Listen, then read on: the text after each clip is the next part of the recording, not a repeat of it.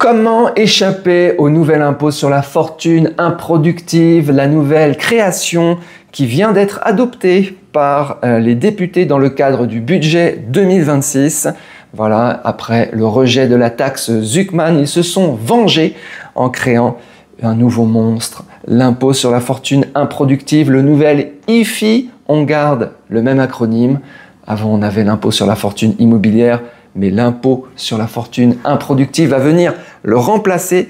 Création du MODEM qui voilà, apporté des modifications à l'impôt sur la fortune immobilière, voté par absolument tout le monde, le RN, le PS, le MODEM, les centristes, toute la gauchiasserie, tout l'échiquier politique est de gauche en France. Je vous le dis, je vous le répète, ils sont tous d'accord pour taxer et ponctionner encore plus, toujours plus, avec des assiettes toujours plus larges.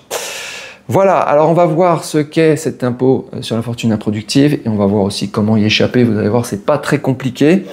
Je me suis posé la question ce matin, si la France était un animal, est-ce que ce serait plutôt une sangsue ou un dragon de Komodo? Je pense que ce serait plutôt un dragon de Komodo.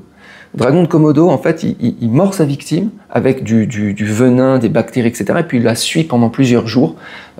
Évidemment, la victime, la proie, c'est nous, c'est notre portefeuille, ce sont nos investissements, c'est notre patrimoine. Et ils nous suivent comme ça. Et ils inventent de nouvelles lois, un changement de règles totales. Pour ceux, par exemple, qui ont décidé d'investir dans l'or, dommage. L'or est dans l'assiette de ce nouvel impôt sur la fortune improductive. Alors, qu'est-ce que c'est que normalement un placement et un investissement improductif? De façon académique, c'est quelque chose qui ne produit pas de flux de trésorerie régulier. C'est quelque chose qui ne produit pas, par exemple, d'intérêt, qui ne produit pas de dividendes, qui ne produit rien. Donc, typiquement, l'or, c'est on achète un petit lingot, on le met dans son coffre, ça ne produit rien, on revient des années plus tard, il n'a pas bougé, il n'a pas créé de nouveaux petits lingotins, il est là et il n'a rien produit. Donc l'or, typiquement, c'est improductif et les députés l'ont bien compris, donc l'or va être taxé. Mais pas seulement, vous allez voir qu'il y a des surprises. Alors, qu'est-ce qui rentre selon les députés dans l'assiette de ce nouvel IFI? Alors, il y a des choses qui c'est pas très surprenant. Les objets précieux, ok. L'or, on vient d'en parler. Les pièces de monnaie, ok. Les voitures, ok. Voitures de collection par exemple. Les yachts, les avions. Mais ça, on s'en fout parce que c'est pas tout le monde qui a des yachts et des avions, ok. Par contre, l'or, c'est quelque chose qui est assez répandu. Donc, si vous voulez investir dans l'or, si vous avez déjà investi dans l'or et que vous avez atteint le seuil de 1,3 million de patrimoine, okay, le seuil reste le même. 1,3 million d'euros de patrimoine, c'est même pas dans les 1% des Français les plus riches. Les 1% des Français les plus riches, c'est au-delà de 2 millions d'euros de patrimoine. Donc 1,3 million d'euros, ça doit être 3 ou 4 ou 5% les plus riches. Donc ça concerne quand même pas mal de monde. Ah oui, alors évidemment, une des manières d'échapper à cet IFI, et je vais vous en donner plusieurs, c'est de rester pauvre. Vous restez en dessous de ces 1,3 million et tout se passera très bien. Mais dites-vous une chose, c'est qu'aujourd'hui, ce seuil de 1,3 million, il peut baisser dans les années à venir. C'est ce qu'on, par exemple, on observe dans un autre pays ponctionnaire, l'Espagne, où tu as, sur certaines régions, à partir de 400 à 500 000 euros, tu es déjà considéré comme riche et tu as l'impôt sur la fortune, impuesto del patrimonio en Espagne.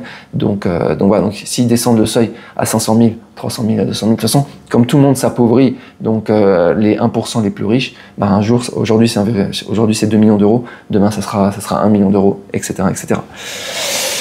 Donc, on continue. Donc, les voitures, les yachts, les avions, les meubles, les œuvres d'art, tout ça, honnêtement, on s'en fout. Mais attention, les actifs numériques, toutes les cryptos sont jugées par le gouvernement comme improductives. Si vous vouliez vous construire un patrimoine, même si vous avez par exemple du Bitcoin, pas de chance. Vous êtes... Ce qui est triste, c'est qu'il y a déjà une fiscalité sur les cryptos. Vous payez déjà, et en plus elle est très lourde, c'est une usine à gaz, etc. Mais en plus de ça, se rajoute d'impôt sur le patrimoine crypto. Bienvenue en France. Alors que les cryptos, ils ne le savent peut-être pas, mais les cryptos peuvent produire des intérêts. Par exemple, le staking, okay, ou bien du lending. Donc il y a pas mal de manières de récupérer des intérêts, comme on récupérerait des intérêts d'une obligation ou d'un compte à terme, etc., etc. Et ça, à mon avis, ils ne sont pas au courant. Mais c'est pas tout. Les assurances-vie. Alors les assurances-vie, hein, c'est pas clair du tout ce qu'ils vont faire, parce qu'ils savent pas trop. Je pense qu'ils testent un petit peu. Donc ce qu'ils ont dit, bon, on touchera pas aux assurances-vie en unité de compte. Unité de compte, c'est des investissements via les assurances-vie qui sont des investissements dans des fonds, okay, des fonds actions, des fonds obligations, donc à l'intérieur des actions des obligations, donc ça produit des intérêts, donc c'est pas censé être improductif. Donc ça, il laisse de côté les unités de compte. Mais à côté des unités de compte, il y a les fonds en euros. Les fonds en euros, c'est avec le rendement sécurisé. Alors pour moi, le rendement il est sécurisé, mais il y a un rendement. Donc il y a des intérêts qui sont payés. Donc pour moi, selon moi, ça reste productif. Mais selon le gouvernement, ils ne savent pas trop. Ils hésitent. Là, ce serait une catastrophe. De toute façon, dites-vous une chose, c'est que les Français ont de l'argent où? Assurance vie et immobilier. L'État est en faillite, donc il a besoin de récupérer de l'argent. Il va récupérer de l'argent où? Assurance vie et immobilier. Tout le reste, les avions, les yachts, les montres de marque, etc., tout ça, ça touche personne. Ça touche 0,00001% de la population. Par contre, assurance vie, immobilier et or, là, ça touche. C'est pour ça que quand ils mettent leur petite loi, ils vont dire oui, c'est très large. Mais c'est très large, mais en fait, c'est très ciblé, en fait. Vous êtes mal. Enfin, vous êtes mal. Vous, les résidents fiscaux français. Mais ceux qui sont résidents fiscaux étrangers comme moi, peut-être qu'on va y passer aussi. Alors attendez, on continue et ensuite on aborde ce sujet de résidents, non-résidents. Donc voilà, évidemment le cash, laisser du cash, laisser des appartements vacants par exemple. Alors l'immobilier locatif, normalement, c'est ça qui est surprenant, c'est que l'immobilier locatif qui produit du loyer, donc il est productif, normalement, lui, il est en dehors du scope de cet impôt sur la fortune improductive, alors qu'il était dans le scope de l'IFI, impôt sur la fortune immobilière. Donc là, en fait, pour moi, ils sont en train d'échanger l'immobilier locatif. Ils font un arbitrage entre l'immobilier locatif, les assurances-vie et l'or. Vous avez l'assurance-vie et l'or et les cryptos qui rentrent dans le scope de ce nouvel IFI. Anciennement, ils n'étaient pas dedans. Par contre, l'immobilier locatif, de ma compréhension, il sort. À mon avis, ils font une erreur. Parce que je ne suis pas sûr qu'ils vont gagner plus en taxant les assurances-vie, les cryptos et l'or qu'en taxant l'immobilier, qui lui est clairement identifiable. Alors que les cryptos, les mecs, l'or, tout le monde a son petit lingot caché dans son petit coffre. Ou sous son matelas, ou dans son jardin. Ils font n'importe quoi. Ok, alors il reste quand même sur l'immobilier la résidence principale. Okay, elle va être taxée, mais seulement si elle est pour une résidence de maximum 1 million d'euros. Ok. Je ne sais pas si c'est au-delà d'1 million d'euros ou jusqu'à 1, dans la limite d'1 million d'euros. Le texte prévoit qu'une résidence par foyer fiscal puisse échapper à l'IFI dans la limite d'1 million d'euros. Donc jusqu'à 1 million d'euros, une résidence principale échappe. Au-delà d'1 million d'euros, donc ça laisse, si vous avez une résidence principale de moins d'1 million d'euros, on est bon. Alors l'immobilier locatif, normalement, c'est pas dedans. Donc, comment échapper à ce nouvel impôt sur la fortune immobilière? Première technique. Mentalité française, restez en France, restez pauvre.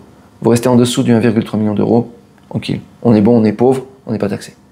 Mais attention quand même, s'ils descendent le seuil, puisqu'il ne restera plus que des pauvres en France à la fin. Tous les riches sont en train de partir. Tous les entrepreneurs, les infopreneurs, tout le monde est en train de partir. D'ailleurs, si vous voulez partir vers l'Asie du Sud-Est, guide d'expatriation, vous trouvez un lien en description. Fuir les assurances-vie, on le répète sur cette chaîne depuis longtemps, les assurances-vie, c'est vraiment le mauvais plan. Donc surtout si vous avez des fonds en euros, quittez. Fuir l'immobilier, on sent que l'immobilier il est quand même dans la cible, même si là, on va dire qu'il sort un petit peu. Alors on va revenir sur l'historique. L'historique, on avait l'ISF à la base, et l'ISF, il taxait donc sur une assiette très large, donc tout le patrimoine, Ça, c'est pour les résidents fiscaux français. Pour les résidents fiscaux étrangers, ils ne taxaient que les biens situés en France, donc que l'immobilier en France. Ensuite, il y a eu l'IFI. L'IFI taxait que l'immobilier, donc c'était la même chose, résidents fiscaux français ou résidents fiscaux étrangers. Donc moi, typiquement, je suis dans la cible de l'IFI. Mais comme je me suis mis juste en dessous de l'IFI, en dessous du seuil de 1,3 million d'euros, je suis bon. C'est pour ça que j'ai pas acheté de 5e appartement en France. J'en ai gardé 4 et voilà quoi. Juste en dessous. C'est une des raisons pour lesquelles je n'investissais plus du tout en France.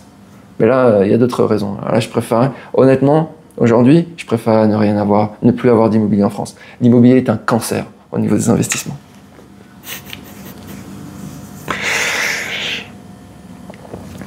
Voilà. Alors l'autre chose qui est intéressante sur les fonds en euros, je me posais la question, normalement le fonds en euros, ça finance la dette française et d'autres dettes d'État. Et je me demandais s'il est considéré comme improductif, ça veut dire que financer la dette française, ça serait considéré comme improductif. Là, j'ai un peu décroché. Parce qu'ils ont juste confirmé que les unités de compte étaient hors scope, alors que donc les fonds en euros sont dans l'assiette. À confirmer.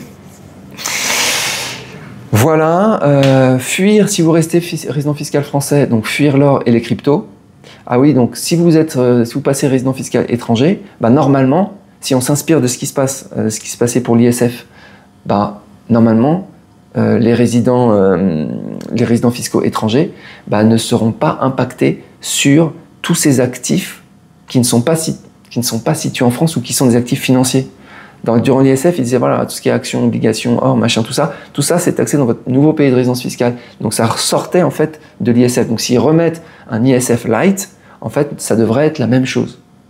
Si ils veulent quand même aller taxer tout ce qui est situé en France, les comptes bancaires, les comptes titres, etc., en France, et si vous êtes résident fiscal étranger, il suffira en fait de faire partir tout cet argent de votre compte titre français vers un De Giro, vers un Interactive Broker, ailleurs dans votre nouveau pays de résidence fiscale, et ce sera facile.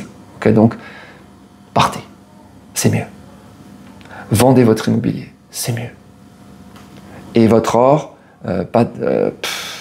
l'or seulement si vous êtes... voilà, faut partir aussi. Voilà. Sinon, ça sera dans votre impôt sur la fortune immobilière. Voilà les amis, écoutez, c'est moche comme d'habitude. Je pense qu'ils font une grosse erreur en fait. S'ils mettent pas l'immobilier locatif, je pense qu'ils vont perdre de l'argent. C'est-à-dire, je pense que le nouvel IFI va rapporter moins d'argent que l'ancien IFI. Voilà. Je pense qu'ils ont mal fait leur calcul. De toute façon, ils ne savent pas calculer. S'ils savaient calculer, il n'y aurait pas une dette de, 3000 milliards. Ouais les amis, je vous souhaite, vous avez un commentaire, vous mettez en dessous de la vidéo, je vous souhaite une très bonne journée, je vous dis à bientôt. Ciao.